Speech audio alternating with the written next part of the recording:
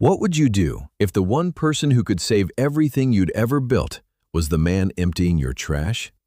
The clock read 2:14 in the morning. Manhattan was still glowing 42 floors below, indifferent, unhurried. The way a city glows when it doesn't particularly care what's happening inside your chest. Penelope Castellano stood alone in her corner office. For the first time in 34 years on this earth, she had absolutely no idea what to do next. Her mascara had run. One fingernail was split to the skin from where she'd struck the desk an hour earlier. 3 former chief technology officers had already told her no, politely, firmly, with the careful language of men who understood exactly how much trouble they were staying out of. The trading system for Castellano Capital had collapsed. Not slowly, all at once, the way a church ceiling comes down on a Sunday morning. Her company, her name on the building, her face on the cover of Forbes. Twice, a $15 billion merger was set to be signed in less than 8 hours. Every screen in the operations center was still red. She turned to the window, pressed her palms flat against the cold glass. "Everything I built," she said quietly, to no one, to the city, to the version of herself she barely recognized in the reflection, is about to disappear. The worst part, the part she would never say out loud to another living soul, was that she couldn't think of a single person she wanted to call. Not because there was no one available, because there was no one who knew her well enough to hear that sentence and understand what it actually cost her to say it. Hundreds of contacts in her phone. Not one person she trusted with the truth of a moment like this. She had built an empire. Somewhere along the way, she had forgotten to build anything else. That was when she heard it, the low, familiar squeak of a cleaning cart wheel, the kind of sound that registers as background noise on every other night of the year. Tonight it moved down the empty hallway like something out of a half-remembered dream. Richard Donovan stopped at her open door. 36 years old, brown hair, slightly unkempt at the ends. The hair of a man who hadn't had a free Saturday in a good long while. Blue eyes, warm and steady. He wore the worn Navy uniform of the building's maintenance crew. A small bleach stain near the left pocket he'd long since stopped trying to scrub out. He noticed something on the floor, a broken piece of acrylic near the baseboard, snapped from her fingernail when she'd struck the desk. Without a word, he bent down, picked it up carefully, set it on the edge of her desk. A small thing, a nothing thing. Except that no one in that building had offered her a single gesture of simple human care all evening. "Do you need any help?" His voice was quiet, Brooklyn edge, no performance in it at all. Sometimes one kind word can change everything. Penelope looked at him the way you look at someone who has just said something completely absurd in the middle of a catastrophe. She laughed, short, cold, exhausted. "A janitor thinks he can save a billion-dollar company?" He sat down at her keyboard anyway. 47 seconds later, the screen turned green. "And if you think you already know what kind of man Richard Donovan is, you haven't heard the first thing about him yet." He didn't celebrate, didn't lean back, didn't wait for applause. Richard's fingers were already moving again, steady, unhurried, the way a man works when the job itself is the whole point. He pulled up a secondary diagnostic screen, frowned at something only he could see, made a small sound in the back of his throat, the kind a person makes when they find exactly what they were afraid they'd find. Penelope stood 3 feet away and did not say a word. In her entire career, she had let people go for 30 seconds of unproductive silence in a meeting. Tonight, she just stood there and watched. The room smelled like cleaning solution and the cold coffee she'd abandoned at 7 p.m. This man, in his worn Navy uniform with the bleach stain near the pocket, was, without question, the most competent person in the building. That truth settled over her slowly, the way a quilt from the cedar chest settles over you on a January night when you weren't expecting to need it. Then his phone buzzed. He glanced at the screen, a video call. He hesitated, the particular hesitation of a man who has learned, very carefully, how to live in 2 worlds at once. Then he answered, angling the phone slightly away. "Daddy." A little girl's voice, 7 years old, gap-toothed, a purple crayon tucked behind one ear, a drawing spread out on the kitchen table in front of her. Who did you save today? Richard's face changed. Not dramatically, just softened. The way a screen door eases shut on a warm afternoon. I'm helping someone not lose everything, sweetheart, he said. I'll be home soon. Don't stay up. I'm drawing you a cape, she said, with complete seriousness. You need one. I'll wear it every day, he told her.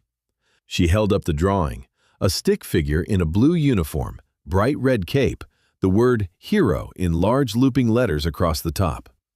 That's the best one yet, Ava, he said. Penelope looked away. Watching that exchange felt like walking past a neighbor's lit kitchen window on a cold November evening, warm and private, simply not meant for you. She had a 42-floor building with her name on it. Not one person on earth who would draw her a cape. She had never once let herself feel the weight of that, until this moment. Richard worked through the rest of the night, 5 hours, no complaint, no clock watching, just the clean, focused rhythm of a person who knows exactly what he's doing. Around 4 a.m, while a system patch ran in the background, he leaned back in the chair, looked at the ceiling for a moment, the particular look of a man who has carried something heavy for so long that he stopped noticing the weight. Until a quiet room at 4 a.m. reminds him it's still there. Then, without being asked, he began to talk. 6 years ago, he said, eyes still on the screen. My wife got sick. Cancer. It moved fast. He paused. Ava wasn't even one yet. I was a senior cybersecurity specialist back then. Good job, good salary.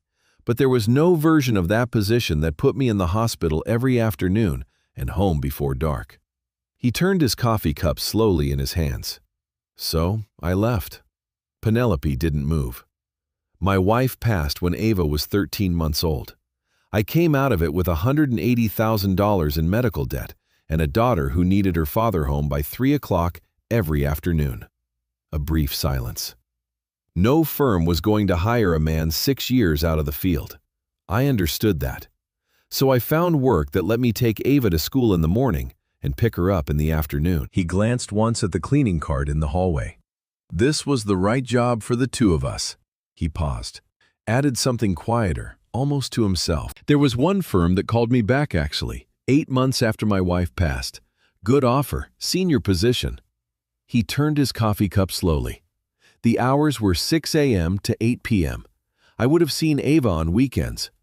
He looked at the screen. I said no. Penelope stared at him. You turned down a senior cybersecurity role to stay a janitor. I turned down a senior cybersecurity role, he said, to be Ava's father. No drama, no self-pity, no apparent expectation that she would understand. She'd already lost her mother. She wasn't going to lose me to an office building, too. Penelope looked away. In 34 years, she had made thousands of decisions. Every one of them weighed against a career, a number, a trajectory. She could not think of a single one she had measured against something as simple and as enormous as being present for another person. That thought sat in her chest like something she hadn't known was missing, until just now. At 4 a.m, in her own office, with a stranger who had more clarity about what mattered than she had accumulated in a lifetime of ambition. For a long moment, the only sound in the office was the low hum of the building's ventilation system. Penelope thought about every performance review she had ever given, every employee she had dismissed as not hungry enough. She thought about how many hundreds of times she had walked past this hallway without once registering the man who moved through it every night. Then Richard told her one more thing, almost an afterthought, the way people mention the things that matter most to them. Earlier tonight, before I came up here, I shared my dinner with another janitor on this floor. Carlos. He's a single father, 3 kids, working a double shift. I told him not to let the overtime steal his evenings. He set his cup down. Family is the whole thing. You don't get those hours back. Kindness doesn't expect repayment. Penelope had read that phrase in a dozen leadership books. She had never understood it until this moment. Sitting in her own office at 4 a.m, while a man in a maintenance uniform fixed what 40 engineers could not, and asked for nothing in return. By 6 a.m., the system was fully restored. The merger paperwork was signed before 10 o'clock. That same morning, still running on no sleep and stale coffee, Penelope called an emergency board meeting and said 4 words that had never once been spoken in that room in the company's history. "A janitor saved us." Dead silence. But in the back row, 2 people did not look surprised. They looked concerned. Quietly, carefully concerned. The way people look when a plan they made is not going the way they intended. That look, from the 2 people Penelope trusted most in the world, was the first warning she never thought to notice. They gave Richard a temporary badge, a new office on the 38th floor, a placard that still had the previous director's name crossed out with a strip of tape. He didn't ask them to fix it. He pinned Ava's crayon drawing on the wall beside the window. The red-caped figure, hero in looping letters. Stepped back to check it was straight, then sat down and got to work. The merger had been saved. The papers were signed, but Richard, who had spent years thinking like a man who catches fires before they start, was already looking deeper into the system logs. What he found made his stomach drop. The crash had not been random. The entry point, the specific vulnerability exploited, the precise timing, the patience of the preparation. All of it pointed to someone who had not forced their way in from the outside. They had simply opened a door, from the inside, quietly. The way you leave a screen door unlatched and wait for the right wind. He ran the logs twice, checked them a 3rd time. Then he walked down the hall to Penelope's office, closed the door behind him, said without preamble, "The attack was launched from inside this company." She set her pen down. He placed the evidence on her desk. Access timestamps, internal IP traces, a pattern of file permissions modified in the 3 weeks before the crash. Clean. Clear. Every thread pointing to one person. Vivian Bennett, Chief Technology Officer. The woman who had been sitting in the back row of the board meeting with exactly the right expression on her face. "Are you certain?" Penelope asked. "Completely," he said. Penelope called Vivian in that same afternoon. Vivian arrived composed. Expensive blazer, posture perfect, the kind of collected calm that takes years of daily practice. She glanced at Richard, seated to the side. Something moved across her face. Quick, controlled, gone before you could name it. When Penelope laid the evidence on the table, Vivian looked at it for 4 seconds. Then she looked directly at Richard. "A janitor," she said softly, almost to herself. A small, cold smile. "Beating me." She shook her head. "That is not happening." She didn't deny a word of it. She issued a threat. "I will make this evidence disappear, and if you push this, Richard, Carlos loses his job by the end of the day. I will personally see to it." Carlos, the janitor on the evening shift, the single father of 3 who worked doubles so his kids could have new school shoes in September. Richard's jaw tightened. A small movement, barely visible. His eyes went still. The stillness of a man who is making a decision, not reacting to one. He said nothing, nodded once, let Vivian walk out. The moment the door closed, Penelope turned to him. "Richard, give me 24 hours, he said. What Vivian did not know, what she could not have known, because she had looked past Carlos every single evening for 2 years without ever once actually seeing him, was what had happened 3 nights before the crash. Richard had stayed an extra hour after his shift to fix Carlos's personal laptop, the old one, held together with a strip of packing tape along the hinge, the one Carlos used to video call his children on the nights they were at their mother's house. Richard had sat on the break room floor, cross-legged under the fluorescent lights, worked on it until it ran clean and quiet. "You didn't have to do that," Carlos had said. "You've got 3 kids waiting to see your face," Richard had replied. "That laptop needs to work." Men rarely forget the moment someone treats them as though them matter. So when Vivian, 2 days before the board meeting, had cornered Carlos in the service corridor and laid out her terms, explaining in precise, quiet language what would happen to his position if he ever repeated what he had overheard. Carlos had waited until she turned away. Then he had pressed record. He came to Richard's office the following evening, knocked twice on the open door, set a phone on the desk with a single audio file on the screen. "You showed me that kindness comes back around," Carlos said. His voice was steady. His hands were not entirely still. "I want to return it." The recording was clear. Vivian's voice. A second voice. The external contact she had been feeding access to. The date stamp. Every word intact. Richard sat back and looked at Ava's drawing on the wall for a long moment. He had not repaired that laptop to earn a favor. He had not shared a meal to build an alliance. He had done both because they were the right things to do on a cold evening when someone needed help. And here, quietly and exactly, the kindness had returned. The way your grandmother's sugar cookie recipe, copied on a stained index card and tucked in the junk drawer for 20 years, turns out to be precisely what you need on the first cold Saturday of October. Vivian Bennett was escorted from the building the following morning, but after the security team left, Richard remained at his desk. The audit logs were still open on his screen. He scrolled back slowly, not through last month's records, through files dated 6 years earlier. A transaction from a subsidiary, an access request that had gone through 3 layers of internal approval before it ever reached his former firm. He read it once, set it down, read it a second time. "Vivian was just the door," he said quietly to the empty office. He looked at the screen. Someone else built the house. The name at the bottom of that 6-year-old file was one that Penelope Castellano had spoken almost every day for 12 years, and trusted without question every single time. What do you do when the person you trusted most turns out to be the one who started the fire? Theodora Harrington. Richard sat with that name for a long time. Quiet. 38th floor. The city humming 40 stories below. Ava's drawing straight on the wall beside him. He pressed 2 fingers to his forehead and stared at the file until the words stopped rearranging themselves. 12 years. Theodora had been at Penelope's side for 12 years.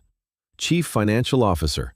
The woman Penelope called when she needed to think out loud. Present in every milestone photograph. Standing slightly to the left. Steady. Composed. Always smiling. The woman Penelope had once described in a magazine interview as the sister I chose.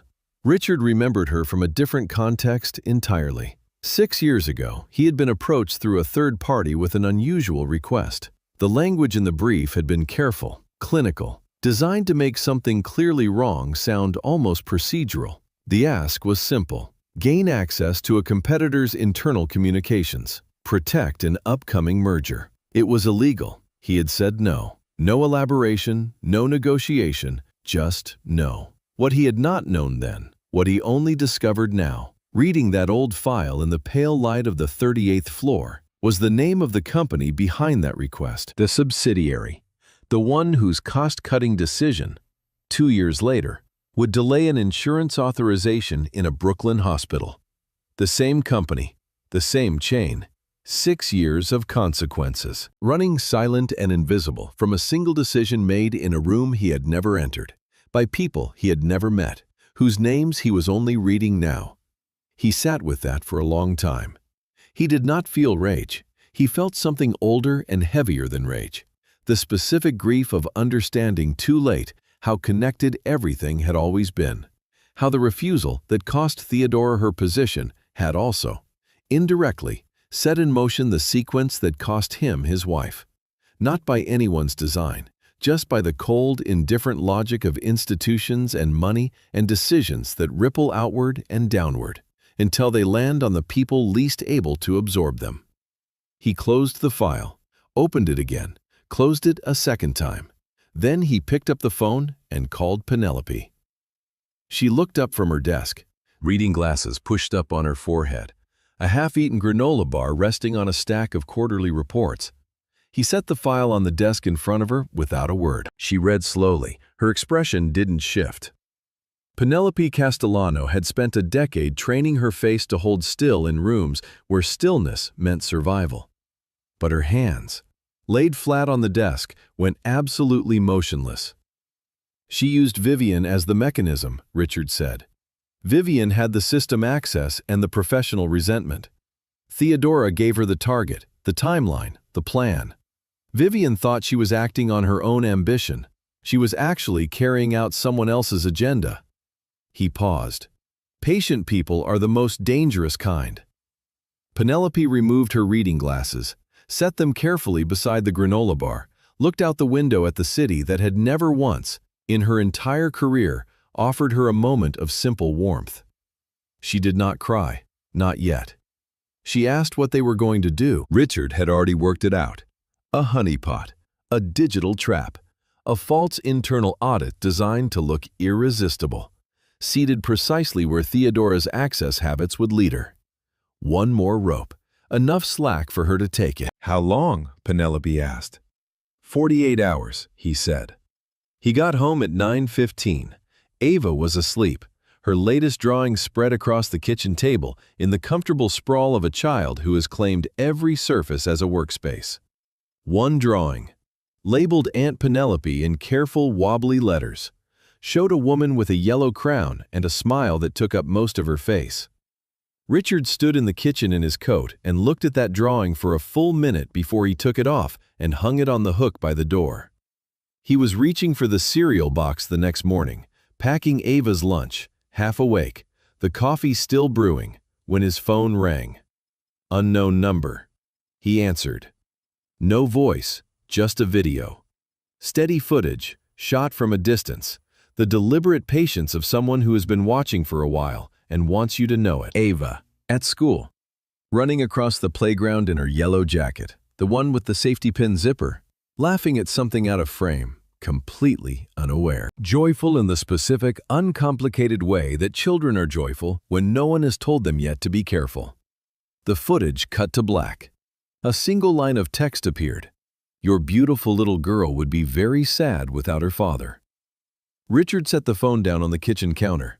He stood there among Ava's drawings and the smell of brewing coffee and the ordinary Tuesday morning sounds of a Brooklyn apartment building. Pipes ticking, upstairs neighbor's television, a car alarm fading a block away. He did not move for a long time. He called Penelope before 8 o'clock. I need to step back, he said. His voice was flat, careful, held together with precision. I'm not going to put Ava at risk, not for this. Silence on the other end of the line. Your family matters more than my company, Penelope said. No pause, no calculation, no weighing of consequences, just that, plain and immediate. Go be with her, Richard. He nodded, hung up. But he did not sleep that night. He lay in the dark of the small Brooklyn apartment. Steam pipe ticking in the wall. The neighbor's television murmuring 2 floors up. The quiet sound of Ava breathing from the baby monitor he still kept on the nightstand, even though she'd told him twice it was babyish, and he thought about his wife. He thought about what she had said near the end, in the hospital room that smelled like antiseptic and the grocery store carnations he'd brought, because the florist was closed and carnations were what they had. She had looked at him with those clear, exhausted eyes and said, Don't let our daughter grow up in a world where good people are too afraid to do the right thing. He lay there until the room went pale gray with early morning. Then he picked up the phone and called Penelope back. We finished this, he said. My way, carefully, with everything accounted for. A beat of silence. Then her voice, quiet, resolved. Tell me what you need. He laid out the plan. The honeypot would go live the following morning.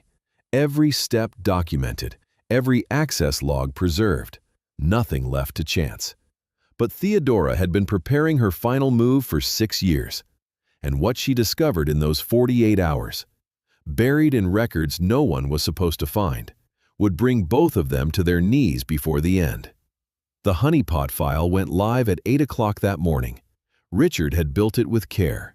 A false internal audit, seeded with just enough truth to look real and just enough missing detail to look unfinished. One loose thread, left hanging at exactly the right height for someone with 12 years of CFO experience and a long memory to reach for. Theodora reached for it at 9:47. The moment she accessed the file, a secondary program activated silently in the background. It pulled her complete access history, not just from the past 3 weeks, from the past 3 years.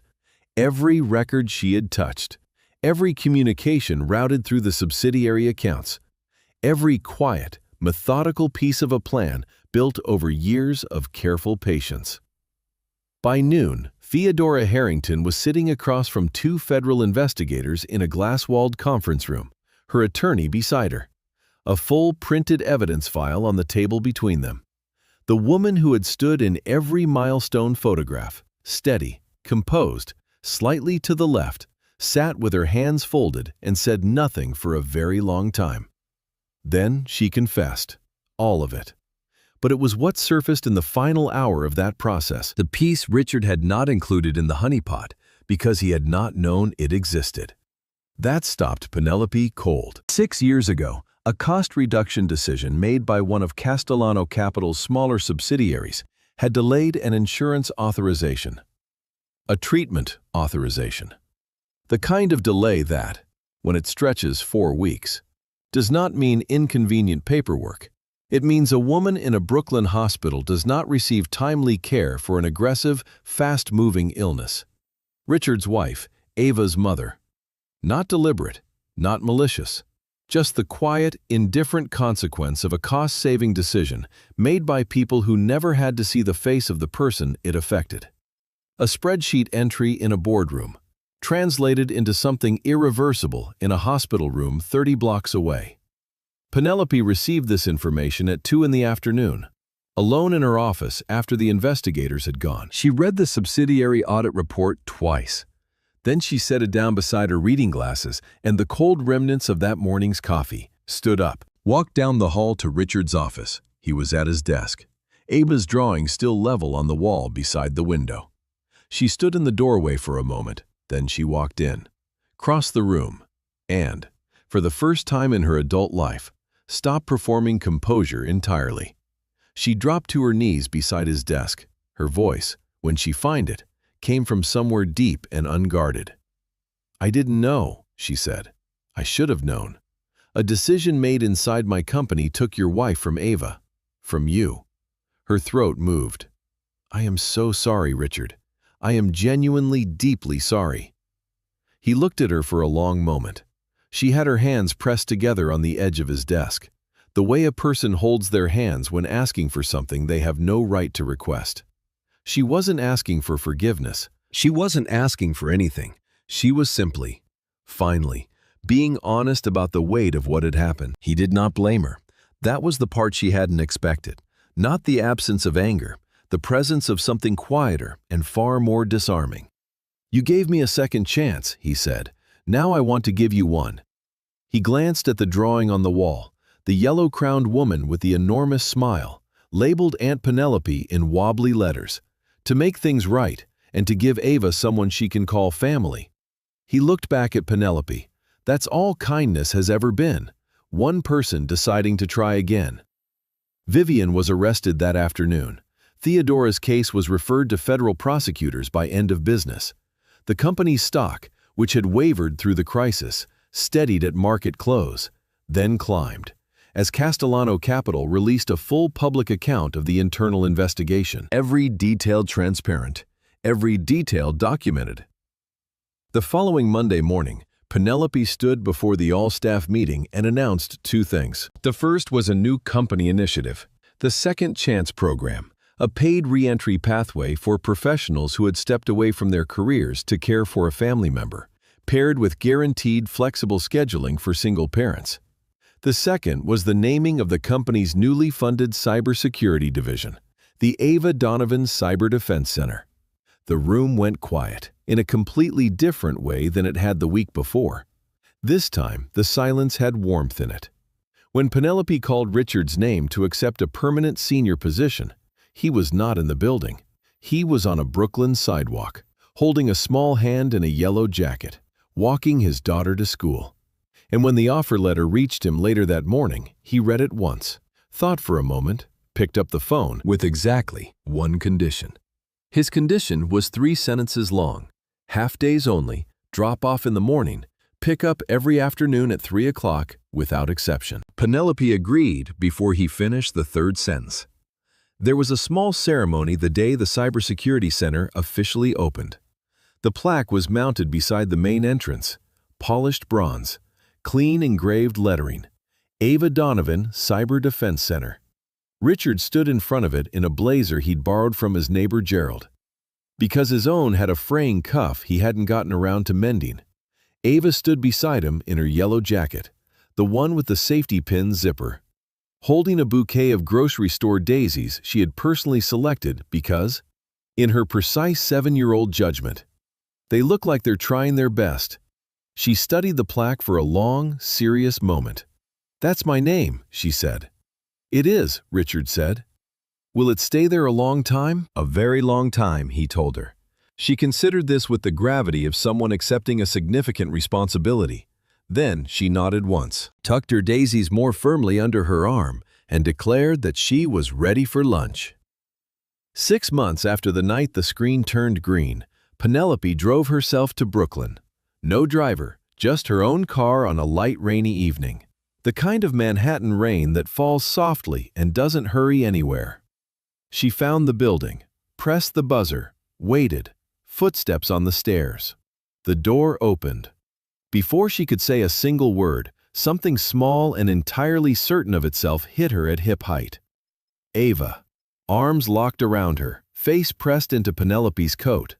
No hesitation whatsoever, the absolute confidence of a child who has decided you belong to her and considers the matter settled. "Aunt Penelope!" Penelope stood very still for a moment. Then she put both arms around that small, yellow-jacketed person and held on. The way you hold on when something you didn't know you'd been missing suddenly appears right in front of you on a quiet, rainy evening. Warm and real and entirely unexpected. Richard stood in the doorway with a dish towel over one shoulder, watching. His blue eyes were soft in the hallway light. They sat at the kitchen table, the same table perpetually covered in Ava's drawings and stray crayons and the occasional rogue cereal piece. Ava served everyone apple juice with the solemn ceremony of a child who has decided the occasion is formal and will be conducted accordingly. Richard had made coffee, poured into 2 mismatched mugs. One had a small chip along the rim and a faded logo from a road trip he'd taken years ago and never quite gotten around to replacing. It was, without question, the best coffee Penelope had tasted in months. She held the mug with both hands and looked around the apartment. Really looked. The way she rarely looked at anything anymore. At the crayon drawings taped to the refrigerator. At the little shelf above the kitchen window with 3 things on it. A photograph of a woman with dark eyes and a wide smile. A small painted rock with the word home on it in a child's handwriting. And a single dried flower in a jam jar. The kind that had been there long enough to become part of the room. Richard's wife, still present, still making the apartment feel like what it was. "What was her name?" Penelope asked quietly. "Claire," he said. Penelope nodded slowly. She looked at the photograph for another moment. She would have liked knowing that Ava has a center named after her. She would have said it was too much fuss, Richard said. A small smile. And then she would have been proud for the rest of her life and never mentioned it again. Penelope laughed, a real one, unguarded. The kind that surprises you by arriving before you planned it. It sounded different from her usual laugh, warmer, less managed. Ava, who had been listening from across the table with the focused attention of someone conducting an important interview, nodded in apparent satisfaction. "Daddy laughs like that too," she said, "when something is really true." Outside, the rain came down soft and steady. Penelope reached into the bag she'd carried in from the car and set a wrapped package on the table. Brown paper, yellow ribbon. Ava had the ribbon off in approximately 1 second. Inside was a painting, a family portrait, rendered with genuine care by a real artist. A man with warm blue eyes and slightly unruly brown hair. A little girl in a yellow jacket, crayon behind her ear. And a woman beside them, dark-haired, steady, wearing a smile that looked as though it had needed time to become real, but, now that it had, intended to stay. Ava traced all 3 figures slowly with one finger, Then she looked up at both of them with the uncomplicated certainty that is available only to people who are 7 years old and have not yet learned to make things complicated. "This is our family now," she said, not a question. Neither adult spoke for a moment. Outside, the rain went on. Somewhere down the block, someone's porch light came on. The steam pipe in the wall made its familiar tick. Penelope looked at Richard. "You didn't just save a company," she said, quiet and direct. The voice of someone saying a true thing without decoration. "You saved the person running it. You taught me to see what I have been walking past for years." She looked at Ava, who had already relocated the painting to the windowsill so it would be the first thing visible when you came through the door. "Your kindness didn't stay in one place, it moved. It reached people you'll never even meet." Richard looked at his daughter, at the painting in the window, at the woman across the table who, 6 months ago, had laughed at the idea that a janitor could help her. "We all need someone to see us," he said simply. "When we feel invisible, kindness is the bridge between people who think they have nothing in common, between the life you have and the life you thought you'd lost." He turned his chipped coffee mug slowly in his hands. "You just have to be willing to cross it first." This story was never really about a billionaire or a janitor. It was about what happens when we confuse a person's title with their worth, and what it costs everyone when we do. Richard lost his wife, his career, and 6 years of standing in a world that measures people by their position. He did not become bitter. He became more precise about what mattered. He fixed a laptop on a break room floor. He shared a meal. He picked up something small from the floor of an empty office because leaving it there felt unkind. Not heroism. Something quieter and harder than heroism. The daily choice, made in full awareness of loss. To remain a person who shows up for others anyway. You have made that choice too. In a hospital waiting room, on a neighbor's porch with a covered dish and no desire for credit. In 30 years of ordinary mornings that no one will ever put on a plaque. That kindness was not wasted. It changed the temperature of rooms and days and lives in ways that were never logged or announced. It still counts, every hour of it. The next time someone is doing a job the world has decided is small, look at them the way Penelope finally learned to look at Richard.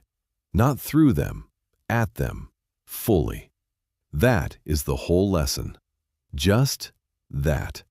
If someone's quiet kindness has ever changed your life, tell us in the comments. Those stories belong in the light.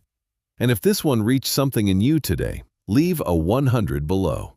Written by a human with AI's assistance. This story exists to spread one simple belief. Kindness is never wasted. And no matter how long the darkness lasts, life always keeps its warmest rays of light, waiting only for us to believe, to be kind, and to keep moving forward.